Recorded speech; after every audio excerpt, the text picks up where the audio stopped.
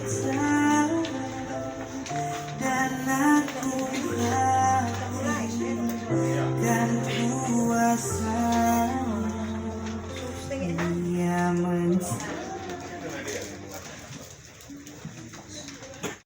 lagi, Shalom. Salam. Kita bersyukur kepada Tuhan Yesus Kristus, Sang Kepala Gereja yang mengizinkan sore hari ini kita bertemu di tempat ini.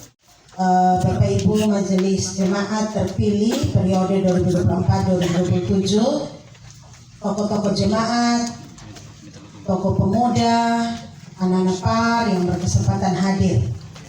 Bahagia sekali ketika sore hari ini kita bisa berkumpul. Saya pikir sama dengan tahun kemarin, tepat 1 tahun kita juga bertemu dalam ibadah awal tahun untuk memulai kegiatan pelayanan yang dipadukan sore hari ini dengan syukuran untuk pentabisan majelis untuk rayon 6 kelompok 3 sebanyak 6 penatua, 6 diaken dan 2 pengajar. Terima kasih untuk jemaat yang telah memberi hati, perhatian, dukungan untuk Bapak Ibu Majelis bisa ada di periode yang baru, itu 2024-2027. Dan juga terima kasih banyak untuk Mama Lai, Mama Yusti yang untuk sementara waktu istirahat dulu dalam pelayanan, dan kalau Tuhan berkehendak dan Tuhan izinkan mungkin akan ada lagi dalam pelayanan untuk bersama-sama dengan kami di periode 2024-2027. Kita akan dengarkan hari ini, nanti kita juga akan lakukan pemilihan koordinator dilengkapi dengan semua struktur yang ada di kelompok. Kita mendahului untuk dari gereja punya nanti selesai persidangan baru pilih.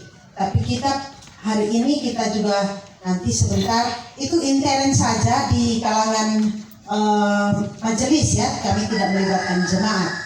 Itu intern di kalangan majelis karena ada pertimbangan-pertimbangan yang juga harus dilakukan. Pada prinsipnya bahwa orang-orang yang dipilih adalah mereka yang akan memberikan dukungan dan support sehingga pelayanan bisa berjalan dengan baik di kelompok, dan kita semua bertanggung jawab untuk bisa melayani semua jemaat Tuhan sebanyak 60 KK yang ada di rayon 6 kelompok 3. Karena itu saya berikan kesempatan kepada Bapak John selaku koordinator 63 yang lama untuk menyampaikan sapaan bagi kita sekalian. Waktu saya berikan. Baik, Shalom. Pertama-tama kita menaikkan puji dan syukur kepada Tuhan. Oleh karena kasih dan penyertaannya, kita boleh dikumpul di tempat ini untuk kita sama-sama melaksanakan ibadah syukur penabisan majelis yang baru, dan kita membuka tahun pelayanan 2024. Saya juga berterima kasih kepada Mama Pendeta yang telah hadir bersama-sama dengan kami jemaat di sini untuk kita bersyukur bersama-sama atas kebaikan Tuhan. Terima kasih juga kan saya sampaikan kepada Bapak Ibu jemaat yang telah meluangkan waktu untuk hadir bersama-sama dengan kita di tempat ini. Dan juga saya juga menyampaikan terima kasih banyak kepada kedua Mama Yusti dan Mama Lai. Dalam kesempatan ini juga saya mewakili rekan-rekan menyampaikan permohonan maaf bila dalam kebersamaan kita mungkin ada kata kalimat yang kami lakukan. Kami mohon dimaafkan, dan kami percaya bahwa pelayanan yang kita sama-sama jalan ini pasti Tuhan akan menghitung segala jerih payah kita. Terima kasih juga saya sampaikan kepada seluruh rekan-rekan majelis yang boleh hadir bersama-sama dengan jemaat. Kita boleh melakukan ibadat ini atas kerjasama yang baik sehingga kita boleh melakukan ibadah syukur ini. Saya tidak berpanjang kata, saya menyampaikan sedikit informasi untuk kita semua bahwa sebenarnya sidang di gereja sebenarnya kemuka dilakukan baru kita melakukan ibadat ini. namun satu dan lain hal, sehingga ibadat ini kita lakukan lebih awal. Dan nanti kita menunggu setelah ada program-program di gereja, kita belum bisa menyampaikan karena kita belum melakukan sidang. Sehingga nanti kita menunggu ketika sidang di tanggal 26 nanti baru kami akan menyampaikan. Tangan kita semua. Panggilan beribadah. Lihatlah betapa baiknya Tuhan Allah kita. Dialah Allah yang telah mengerjakan segala yang terbaik dalam kehidupan ini, terkhusus dalam syukuran hari ini. Karenanya terpujilah nama Tuhan Allah kita sekarang dan selamanya. Mari masuklah melalui pintu gerbangnya dengan bermada syukur ke dalam pelatarannya dengan puji-pujian. Bernyanyilah, bermazmurlah baginya, dan tinggikanlah namanya yang kudus, oleh karena kasih setianya selalu nyata bagi kita.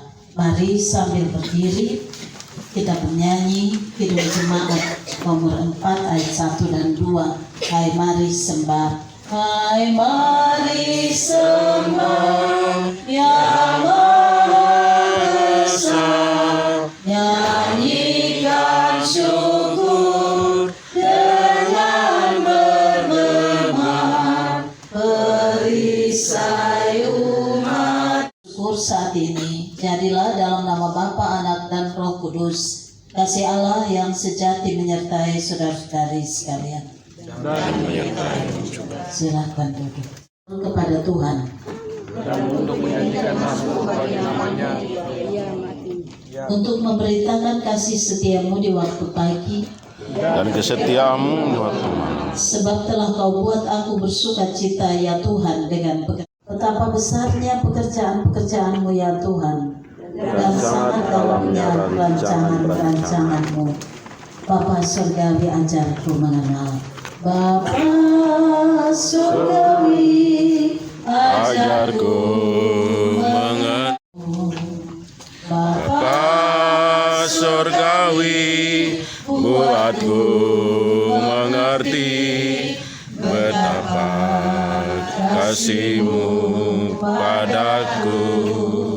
Semua yang terjadi di dalam hidupku, ajarku menyadari Kau selalu sertaku.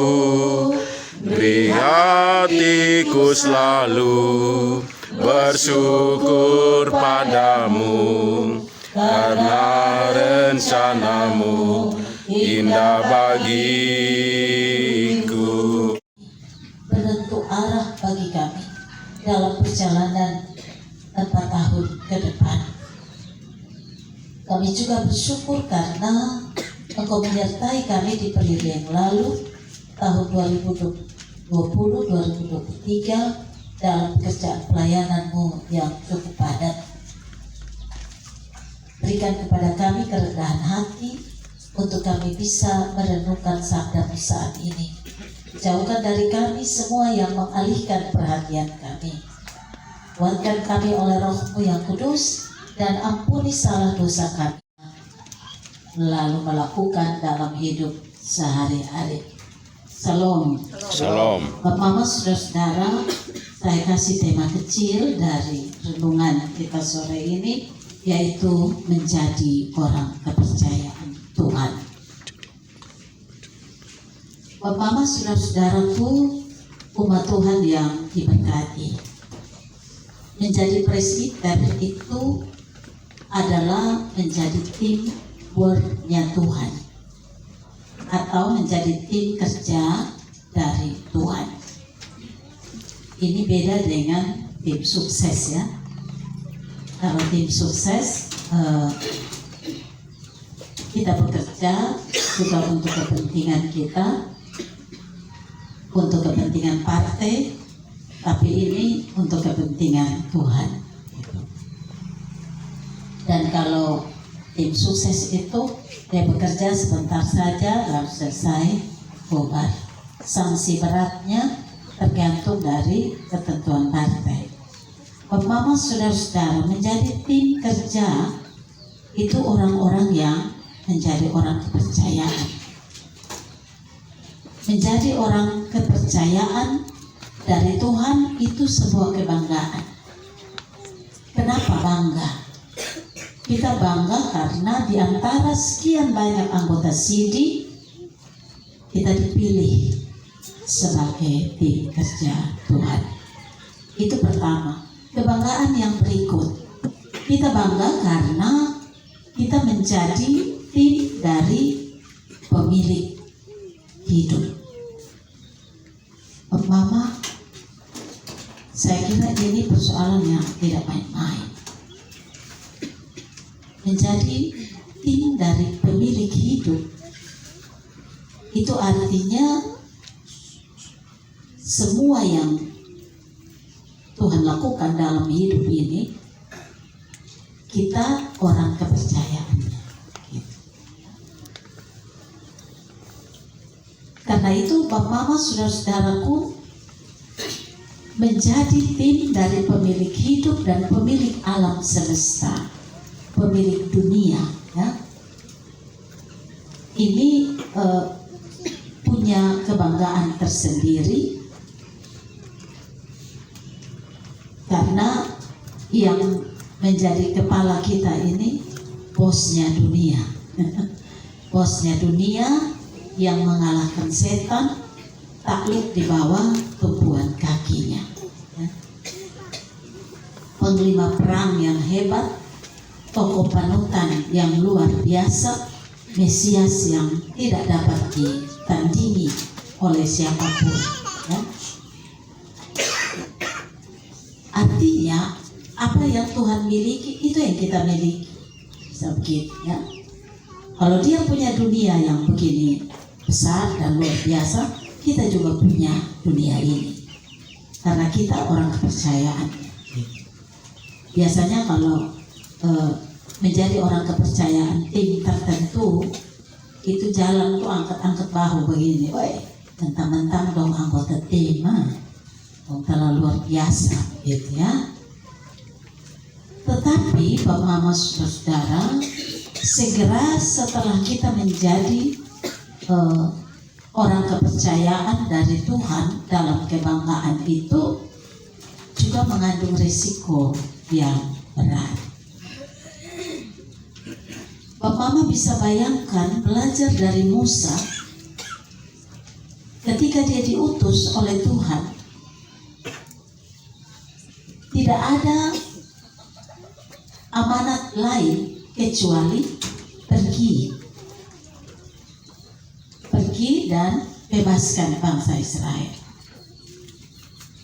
Tapi Tuhan tidak sekedar mengutus Musa, tapi dia membekali dengan sejumlah kuasa. Aku akan mengirimkan mujizatku. Engkau harus bikin begini, bikin begini, bikin begini. Dan Musa mengikuti petunjuk Tuhan, bikin begini, dan akhirnya dia tiba kembali di batas Sungai Yordan. Bapak Mama saudara-saudaraku, 40 tahun perjalanan menuntut kesetiaan yang luar biasa. Dan karena itu menjadi tim kerja Tuhan atau menjadi orang kepercayaan Tuhan, hal yang paling mendasar adalah kesetiaan. Risiko dari menjadi orang kepercayaan itu adalah kesetiaan. Mama saudara-saudara, banyak hal yang dialami Musa yang mengecewakan Mama, ya? Membuat dia sakit hati. Rasa-rasanya mau angkat buang tongkat sudah di sini. Terutama ketika dia dipersalahkan dalam segala hal. Semua orang datang serang dia. Lo begini. Kenapa kita mesti keluar dari Mesir? Kita ada duduk jaga daging kuali-kuali. Bahwa kita datang di sini untuk lapar. Sebagai manusia, tentu Musa rasa, apa saja ya, rasa apa juga jadi. Ya, rasanya lebih baik angkat buang tongkat di jalan. Apalagi perjalanan yang tidak tahu berakhir kapan. Tuhan hanya bilang tutup sampai di Kanaan. Berapa lama perjalanan tidak dikasih tahu. Tapi yang paling penting untuk direnungkan ialah Tuhan bertanggung jawab atas amanat pengutusan itu. Ya. Tuhan bertanggung jawab untuk membekali dia dengan kuasa yang besar, dengan mujizat yang luar biasa, sehingga dalam menghadapi segala persoalan dia tidak akan mundur.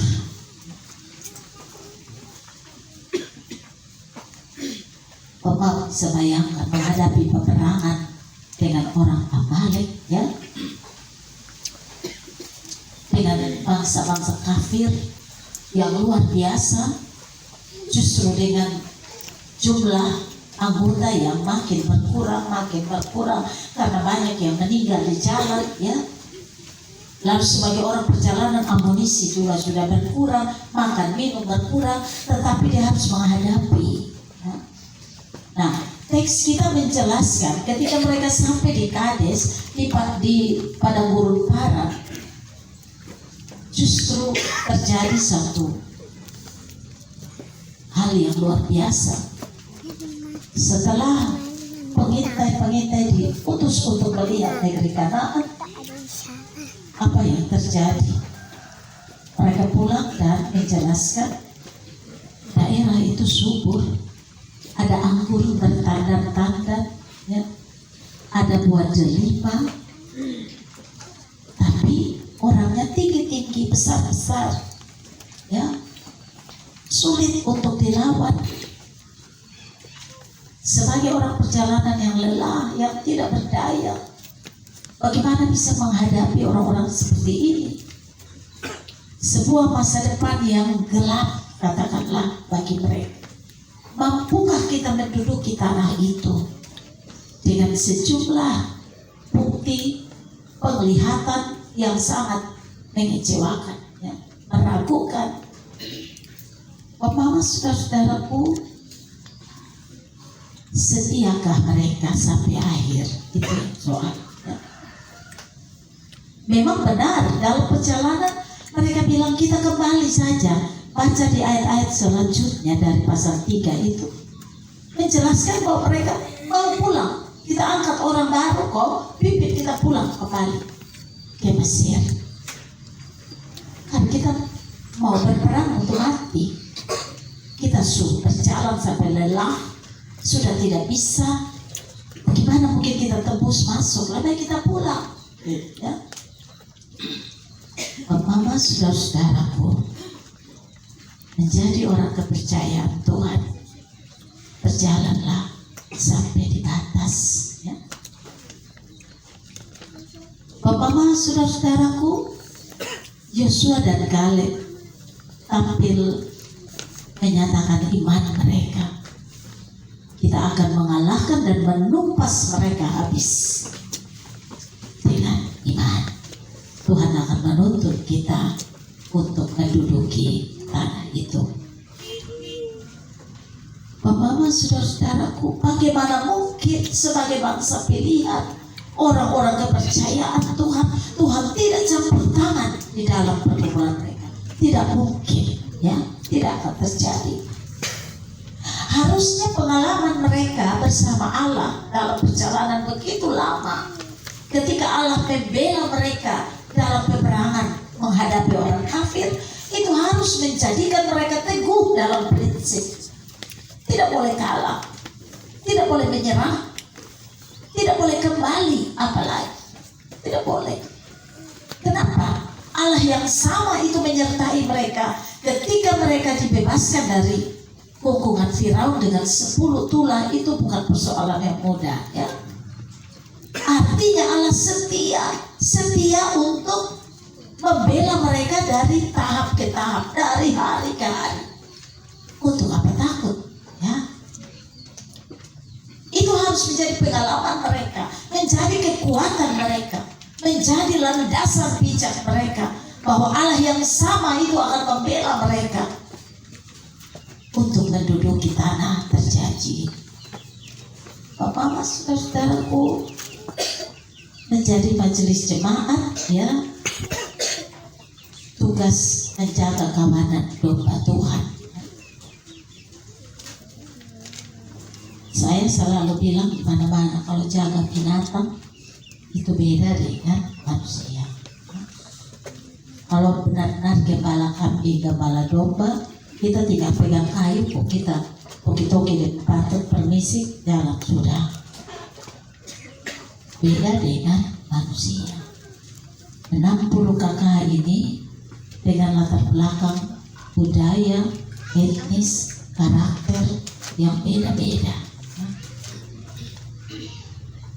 Ada orang yang memang dia marah dan sekali kita napas rasa-rasa tarik terus mati. Protesnya luar biasa. Kenapa begini? Tidak bisa begitu, harus begini. Tapi habis itu selesai. Yang salah harus dikatakan salah, yang benar harus dikatakan benar. Tapi ada yang di depan, yo baik mama, mantap, luar biasa. Tapi di belakang beda lagi, gitu ya. Itu yang orang bilang, yang manis jangan cepat ditelan, yang pahit jangan cepat dimuntahkan. Tapi itulah karakter domba-domba ini, itu. Dan ini menuntut kesabaran, kerendahan hati, kelemah lembutan, penguasaan diri, kesetiaan yang luar biasa, Bapak. Ya.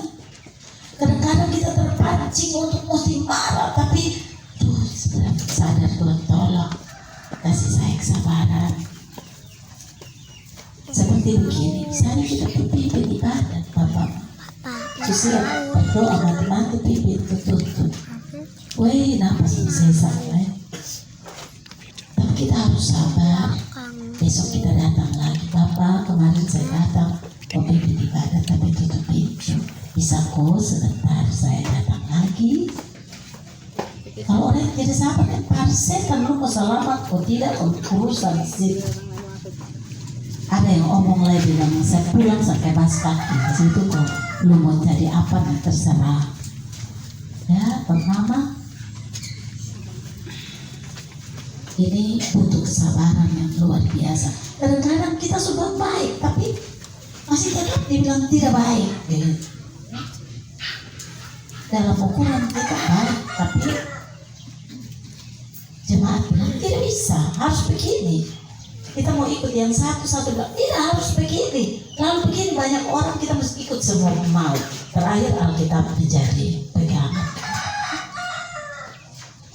Berdirilah di atas landasan kitab suci. Karena ini yang makanan paling bergizi. Karena itu para presbiter harus baca Alkitab sampai habis, ya. Karena ini yang menjadi kita punya landasan bijak untuk memberi makan kepada domba Tuhan, ya. Kadang-kadang tugas tanggung jawab kita itu berhadapan dengan kepentingan kita sendiri. Kita harus pimpin ibadat, tapi jadi yang sama kita mau istri sakit berat, kita mau layani kita istri kok kita mau pilih ibadat. Ya. Tapi Alkitab mengatakan carilah dahulu kerajaan Allah dan kebenarannya, maka semuanya ditambahkan. Semuanya termasuk kesehatan istri, gitu. Ya. Nah ini yang pengambilan keputusan etis bagi setiap kita yang bertugas. Dan karena itu Pak Mama, saudara-saudara, menjadi orang kepercayaan itu tidak mudah dan tidak murah. Dan Pak Sofi bilang jadi koordinator ini selama sekian tahun ini bukan persoalan yang gampang. Cuma 63, walaupun cuma 60 kakak, ya. Kalau di rayon 43 itu 146 kakak. Masa saya kemarin sekarang tambah lagi. Ini 60 kakak di rayon ini 63 ini saya sudah kunjungan habis. Kecuali yang saat saya pilih itu tutup dan itu utang saya. Nanti saya berkoordinasi dengan Bapak koordinator untuk kita selesaikan. kepentingan kita kadang-kadang mengganggu kita untuk mengabaikan tugas dan tanggung jawab menjadi orang kepercayaan. Bapak-bapak, saudara-saudara, 4 tahun ke depan merupakan waktu yang cukup lama bagi kita bekerja. Kita tidak tahu apa yang akan terjadi di tahun-tahun pelayanan ke depan. Kita sedang menghadapi situasi dunia yang pancaroba, ya, dari berbagai segi, dari segi politik, dari segi ekonomi, dari segi sosial budaya, dari segi tata pemerintahan, macam-macam, mama dan saudara. Sekarang sudah ada yang namanya gereja setan, lagi. Gereja setan itu dia berurusan dengan roh halus, kekuatan-kekuatan rahasia, ya. Bagaimana menjaga kawanan domba di tengah-tengah perkembangan gereja setan yang makin marah? Bagaimana menjaga domba Tuhan di tengah-tengah krisis ekonomi yang makin hari makin meluas, ya? Bagaimana menghadapi pekerjaan pelayanan, menjaga kawanan domba Tuhan di tengah-tengah kenaikan harga beras. Saya kemarin baru beli 1 kilo 17.000. Yang paling kotor itu di toko 15.000. Saya tidak tahu di kios. Kami pesan dari Dolok belum ada juga sampai sekarang. Bagaimana menjaga kawanan domba di tengah-tengah situasi yang sulit begini? Bagaimana saya bisa melakukan tugas sementara asap api tidak ada menyala? Bapak-bapak, saudara-saudaraku, menjadi relawan itu tidak mudah. Saya biasa bilang dari teman-teman pendeta, ingat, kita ini masih bisa dapat sedikit nafkah dari mencari. Tapi teman-teman yang bekerja di tingkat bawah itu relawan yang luar biasa. Mungkin besok-besok dong masuk surga, kita ini masuk neraka. Ya, kalau kita tidak bekerja dengan sebaik-baiknya. Kenapa? Kita tidak berpikir tentang kepentingan kita, tapi kita berpikir tentang kepentingan kerajaan Allah. Itu yang tidak mudah, Pak Mama, ya. Tapi dalam sejarah, Pak Mama, penyertaan Tuhan bagi orang-orang yang diutus itu sempurna. Kenapa saya bilang sempurna? Alkitab mengatakan tidak dibiarkan anak orang-orang benar itu meminta-minta doa. Tidak, Bapak. Percayalah bahwa jerih lelahmu diperhitungkan oleh Tuhan. Kami ini jerih lelah diperhitungkan Tuhan Yesus pas tahu. Habis bulan dapat sekian. Tapi kalau jerih lelahmu diperhitungkan Tuhan dan tidak ada angka, itu justru yang jauh lebih luar biasa, ya. Kapan saja Tuhan memelihara hidup, memelihara keluarga, memelihara anak-anakmu, memelihara pekerjaanmu, memberimu berkat berlimpah, ya. Kadang-kadang kita tidak langsung merasakan, tapi seiring dengan perjalanan waktu kita akan melihat betapa tangan Tuhan terulur untuk memberkati hidup keluarga kita, ya. Karena itu, Bapak, saudara-saudaraku, ambillah waktu untuk berteduh di hadirat Tuhan. Semua yang sifatnya raksasa dan tidak bisa dijangkau, andalkan Tuhan dalam pekerjaan pelayanan. Kadang-kadang kita ngambil khotbah di si A, si B, kita masih pikir, ini orang pintar begini, kita mau pikir apa, gitu, ya. Bapak, saudara, Tuhan akan berjalan di depan. Dan Tuhan akan berbicara menggantikan untuk semua kondisi, ya. Asalkan berdoalah dengan tak putus-putusnya. Kadang-kadang ada yang mengandalkan demo ini. Jadi dibaca satu ayat, dia pilih pada omong menurut demo ini. Dan bukan menurut kehendak Tuhan. Itu yang soal. saya ini Bapak sebagai pendeta, kalau saya penjadwal pelayanan keluar, saya melayani pagi jam 6, saya pikiran saya. Kenapa pikiran? Saya harus masak makanan yang baik untuk orang makan, dan saat orang makan orang sehat.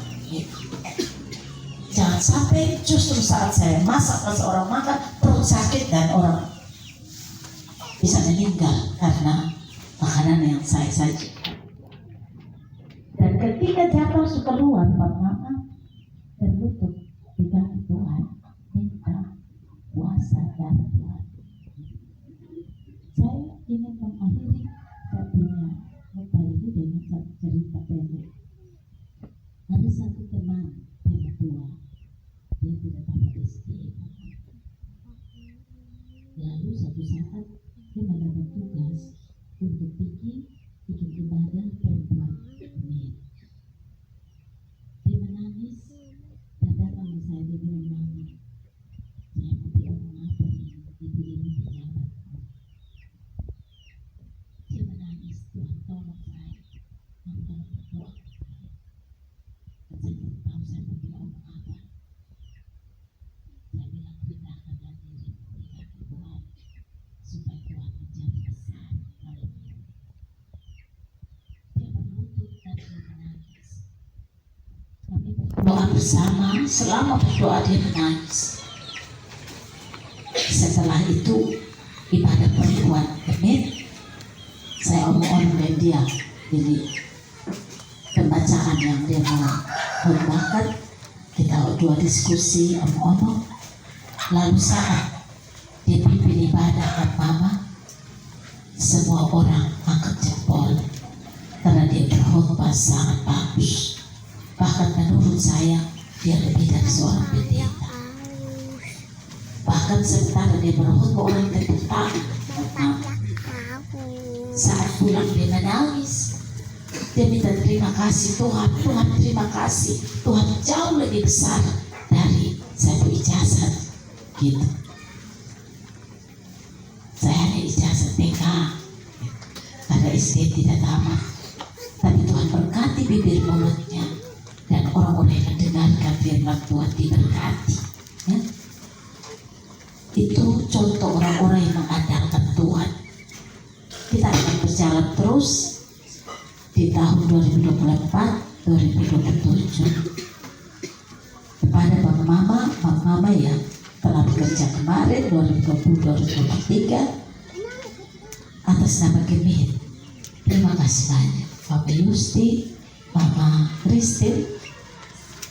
Bukan berarti Mama berdua tidak dibutuhkan, tapi lahanmu jauh lebih luas.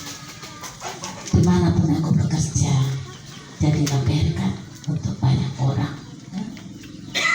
Artinya kemarin Mama bekerja di batas rayon 463, tapi sekarang sudah lebih luas sekali di hamparan dunia, ya.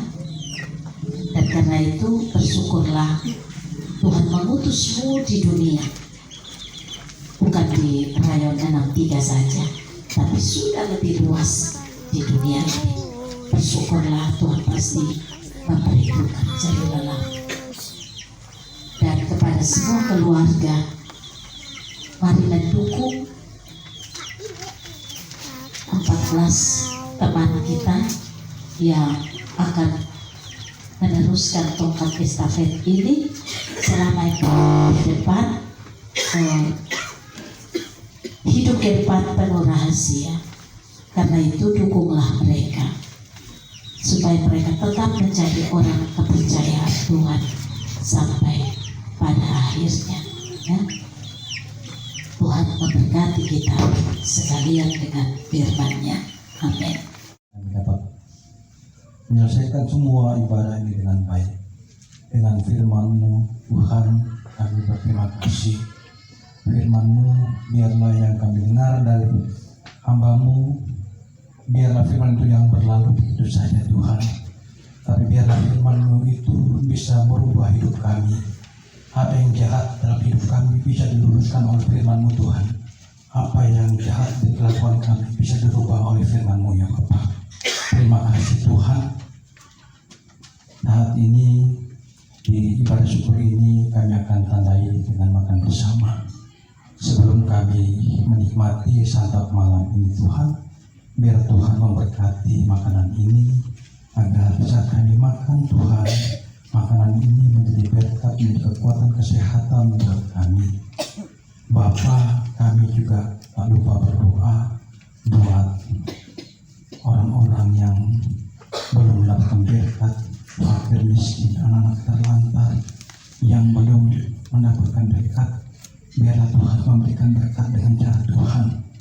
Kami percaya Engkau akan memberikan berkat kepada semua orang. Terima kasih Bapa. Ini doa kami, ini sembahyang kami. Hanya di dalam nama Tuhan Yesus kami berdoa.